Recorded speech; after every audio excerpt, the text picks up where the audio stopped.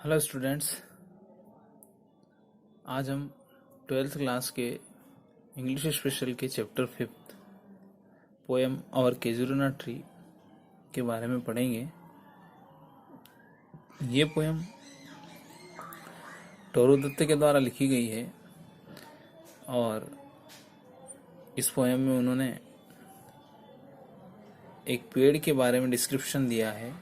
एक ऐसा पेड़ जिस पेड़ के नीचे वो स्वयं और उनके छोटे भाई बहन इस पेड़ के नीचे खेले और बड़े हुए हैं। केजुरना ट्री एक पेड़ है, बड़ा पेड़ है, बरगद के समान पेड़ है और इसी के नीचे पोएटेस यानी तोरू दत्ता खेले कूदे और बड़े हुए हैं। तो अपनी फीलिंग्स यहाँ शेयर कर रही है। चलिए हम स्टार्ट करते हैं इस पोएम को। The poem is an objective description of casuarina tree. Poem जो है एक विवरण है केजुरना ट्री के बारे में। The poetess records her own impression of the tree at different times of the day. Poetess ने, कवियत्री ने अलग अलग समय के साथ अपने प्रभाव, अपनी छाप या अपना स्मरण, अपनी यादें इस पेड़ के साथ जो शेयर की है, जो बिताई है, उसे शेयर किया है। This reminds her of her lost brother Abju and sister Aru with whom she used to play under the tree. यह पेड़ उसे अपने छोटे भाई बहन, भाई अब्जू और जो बहन है सिस्टर अरू के बारे में याद दिलाता है, जिसके साथ कि वह इस पेड़ के नीचे खेली है। She humanise the tree and throw a long mournful dirge like murmur the tree seems to share her sorrow. अब यहाँ पर पोएटेस ने इसका मानवीकरण किया है, मतलब पेड़ को मानव जाति के समान या मनुष्य के द्वारा, मनुष्य जिस प्रकार से सोचता है उसी प्रकार पेड़ को भी यहाँ पर बताया है। पेड़ यहाँ पर एक विलाप, एक दुख, एक दर्द बयां कर रहा है, ऐसा प्रतीत पोएटेस को हो रहा है। अब वो दर्द किस बात का बयां कर रहा है? क्योंकि उसके भाई और बहन अब इस दुनिया में नहीं रहे हैं, जिनके साथ कि वह इस पेड़ के नीचे बचपन में खेल कूद कर बड़ी हुई थी। पोएटेस को इस बात का बहुत दुख है। तो अलॉन्ग विथ पेड़ भी अपने सोरो को शेयर कर रहा है, अपने दुख को शेयर कर रहा है। The lament of the tree attains universality. उसका जो दुख है, उसका जो विलाप है, वो सार्वभौमिकता पा चुका है, मतलब वो वास्तविक हो चुका है। ऐसा प्रतीत हो रहा है कि वो वास्तव में अपना दुख मनुष्य की तरह शेयर कर रहा है। And becomes a record of the pain of human race. मानवीय जाति के समान उसका दुख प्रतीत यहाँ पर हो रहा है। In the end, the poetess prays for the immortality of the tree. Poem के आखिरी में पोएटेस पेड़ के अमरत्व के लिए या पेड़ के नहीं मरने के लिए, ये पेड़ हमेशा जीवित रहे, इसके लिए वह प्रार्थना करती है। She is confident that her love would defend it from oblivion's curse. उसको ये विश्वास है कि पेड़ को जो अभिशाप है, अमरत्व का अभिशाप नहीं, इनको जो नश्वर होने का अभिशाप है, मतलब दुनिया में जो चीज आई है वह जरूर खत्म होगी, परंतु पोएटेस को ये विश्वास है कि उस पेड़ के प्रति जो कवियत्री का प्रेम है, लगाव है, वह लगाव उसे हमेशा के लिए अमर कर देगा और वह अभिशाप से बच जाएगा। यहाँ पर पोएटेस का कहने का मतलब ये है कि पेड़ चाहे मर जाए, चाहे पेड़ नष्ट हो जाए, लेकिन उस पेड़ की जो यादें हैं, उसकी स्मृतियां जो है, वह उसके लिए हमेशा अमर हो जाएगा। तो यहाँ पर पोएटेस चाहती है कि ये पेड़ जो है वह अमर हो जाए, वह अमरत्व को हासिल हो जाए। अब हम स्टार्ट करते हैं पोएम। जिसमें कि बहुत अच्छी तरीके से डिस्क्रिप्शन दिया है तोरू दत्त ने। इसका फर्स्ट स्टांजा जो है स्टार्ट करते हैं। फर्स्ट स्टांजा हम स्टार्ट कर रहे हैं। अब ये फर्स्ट स्टांजा जो है यहाँ पर पेड़ के बारे में बताया गया है कि किस प्रकार से यह पेड़ है और कौन कौन चाहे जानवर हो, चाहे मनुष्य हो, चाहे इंसान हो, किस प्रकार से इस पेड़ के नीचे बैठते हैं और अपना जीवन व्यतीत करते हैं, या उसने जो इस पेड़ के नीचे अपने भाई बहन के साथ जीवन व्यतीत किया है उस समय की वो यादें यहाँ पर शेयर कर रही है। तो let we start first stanza of the poem. Like a huge python winding round and round. यह जो पेड़ है एक बहुत बड़े अजगर सांप के समान है, अजगर के समान है। Winding round and round the rugged trunk. इसके जो तने हैं वो गोल घुमावदार तने हैं जो कि खुरदुरे हैं, या वह तने बूढ़े हो चुके हैं, बहुत ज्यादा पुराने हो चुके हैं, ऐसा वो खुरदुरे लग रहे हैं। Indented deep with scarce. जैसा कि इन तनों पर घाव के निशान नजर आ रहे हैं। Up to its very summit near the stars. यह पेड़ बहुत ही ऊंचा और बड़ा है, ऐसा प्रतीत हो रहा है जैसे कि वह तारों को छू रहा है या तारों की तरफ जा रहा है। A creeper climbs in whose embraces bound no other tree could live. एक लता इस पेड़ के आसपास फैली हुई है, एक बेल फैली हुई है जो कि इसको चारों तरफ से घुमावदार, चारों तरफ से इस पेड़ के आसपास घुमावदार होकर इस पेड़ के ऊपर है। No other tree could live. कवित्री सोच रही है कि आसपास का जितने भी पेड़ मैंने देखे थे उसमें से यही एक पेड़ मुझे जीवित नजर आया, बाकी दूसरे जितने भी पेड़ हैं वो सारे नष्ट हो चुके हैं। बट गैलेंटली, बहादुरी से, but gallantly the giant wears the scarf.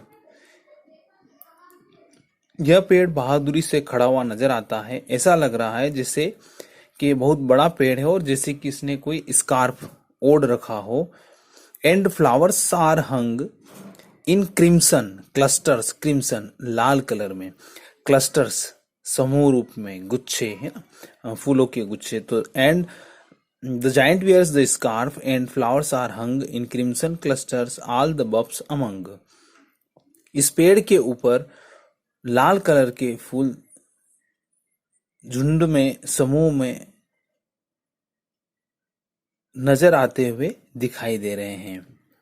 Where on all day are gathered bird and B.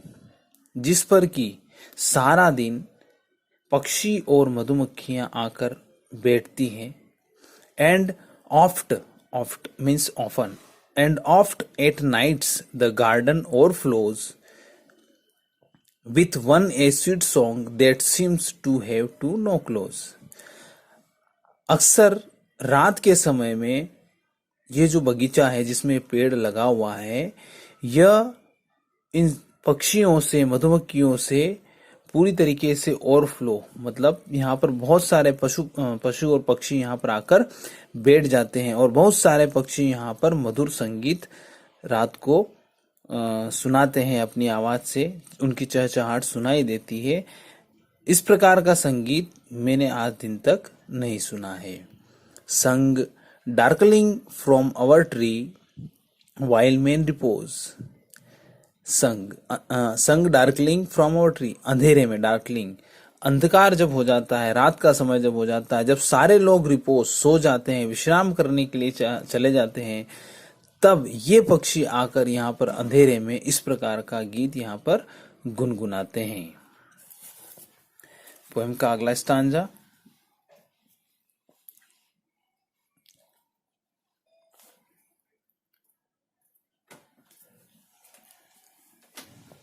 When my casement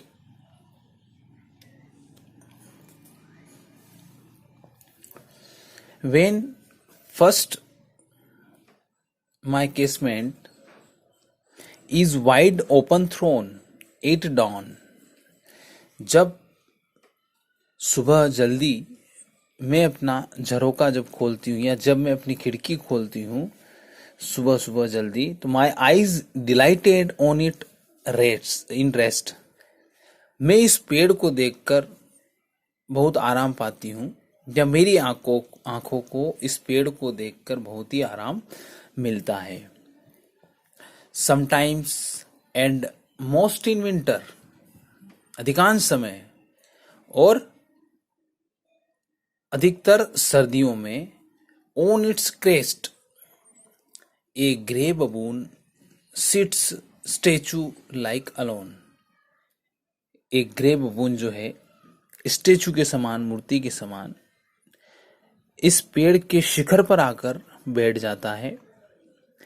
watching the sunrise while on lower boughs his puny offspring leap about and play.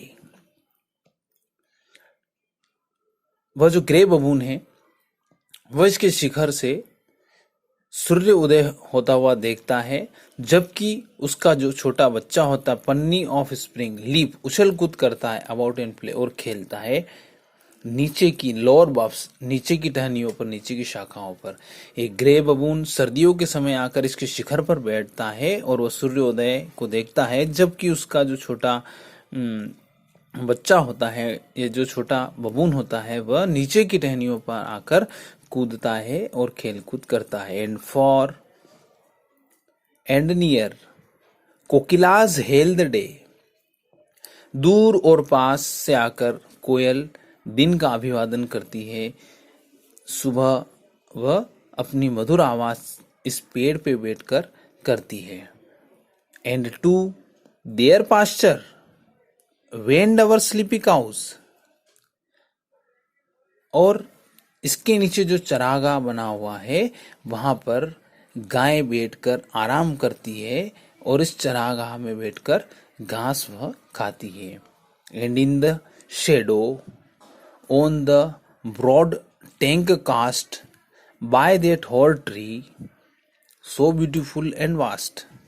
इस प्रकार से इस पेड़ की जो छाया, इसका बहुत बड़ा तना और इसका बहुत बड़ा जो रूप, वो इस पेड़ को बहुत ही सुंदर बना देता है। The water lilies spring like snow imaged.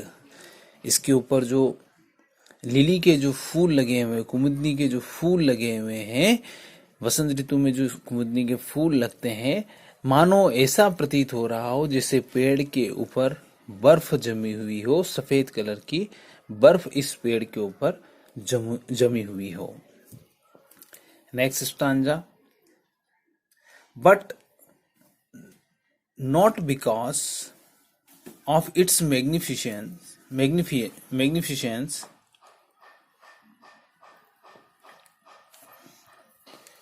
Dear is the casuarina to my soul. सिर्फ इसके अच्छे होने के कारण ही, उत्कृष्ट होने के कारण ही, सुंदर होने के कारण ही यह कैजुलिना ट्री जो है मेरा प्रिय नहीं है, मेरी अंतरात्मा को इसलिए यह प्रसन्न नहीं करता है। Beneath it we have played. अब यहाँ पर जो बात है पोएटेस वो शेयर कर रही है, जैसा कि अभी मैंने आपको बताया था, अरु एंड अब्जू जो उसके भाई बहन हैं वो यहीं पर इसके नीचे खेले कूदे हैं। इस कारण से उनकी यादें इस पेड़ के नीचे जुड़ी हुई है। इस कारण से वह इस पेड़ को भी उतना ही प्रेम करती है जितना कि उन दोनों से प्रेम करती थी। तो beneath it we have played though years may roll. हम इस पेड़ के नीचे खेले हैं 2 ईयर्स में रोल, यद्यपि कई साल उसमें बीत चुके हैं। O sweet companions loved with love intense. हे मेरे अच्छे साथी, मेरे मधुर साथी, पेड़ को बोल रही है, लव्ड विथ लव्ड इंटेंस। हम इस पेड़ से अभी पहले भी उतना ही प्रेम करते थे और अभी भी इतना ही प्रेम करते हैं। For your sakes shall the tree be your dear.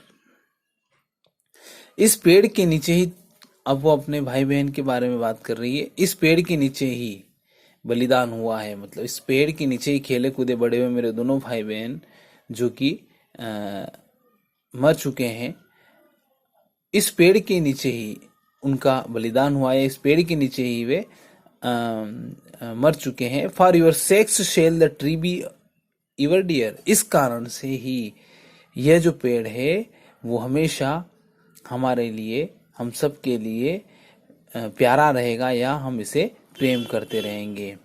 Blend with your images it shall arise in memory till the hot tears blind mine eyes. जब मैं इस पेड़ को देखती हूँ तो तुम्हारा जो चेहरा है, तुम्हारा जो रूप है, तुम दोनों का जो चेहरा है वो इस पेड़ के अंदर मुझे प्रतीत होता है, नजर आता है। वह जो चेहरा है वो इस पेड़ में मिल गया है, वो जो चेहरे हैं वो इस पेड़ में मिल गए हैं। It shall arise in memory, जैसे ही मैं इस पेड़ को देखती हूँ मुझे तुम्हारी याद आ जाती है। Till the hot tears blind mine eyes, यहाँ तक कि मेरी आंखों से आंसू भी बहने लग जाते हैं। अब ये आंसू क्यों बहते हैं? What is that dirge like murmur that I hear, मैंने इस पेड़ को भी दुख विलाप करते हुए सुना है, बड़बड़ाते हुए धीरे से मैंने इसको सुना है। ये पेड़ भी मेरी तरह तुम दोनों के जाने के लिए मेरे साथ में तुम्हारे लिए विलाप कर रहा है। Like the sea breaking on a shingle beach, जिस प्रकार से एक समुद्र तट पर समुद्र को तोड़ने का जो दुख होता है, जिस तरीके से पानी समुद्र तट से वापस चला जाता है और आ जाता है और वह अलग हो जाता है और वह दुखी होता है। It is the tree lament, उसी प्रकार का विलाप यह पेड़ भी कर रहा है, उसी प्रकार का विलाप यह पेड़ का भी है। इन ई स्पीच, एक दुख भरी आवाज में, एक अद्भुत आवाज में, एक विलाप करने की आवाज में यह पेड़ भी अपना विलाप कर रहा है। That happily to the unknown land may reach, ऐसा प्रतीत हो रहा है, ऐसा महसूस हो रहा है जो कि संभवतया हमको एक अनजान धरा पर ले जाता है। अनजान धरा पर ले जाता है मतलब यहाँ पर पेड़ भी विलाप कर रहा है, मतलब ये अननोन है, इसे हर कोई व्यक्ति समझ नहीं सकता है। इसलिए यहाँ पर पोएटेस ने ये बात बोली, that happily to the unknown land may reach, जो कि हमें एक अनजान धरा पर ले जाता है। इस चीज को समझने के लिए एक अनजान धरा पर हमें जाना पड़ेगा, कि या फिर एक अलग तरीके से हमको पेड़ के विलाप को भी महसूस करना पड़ेगा।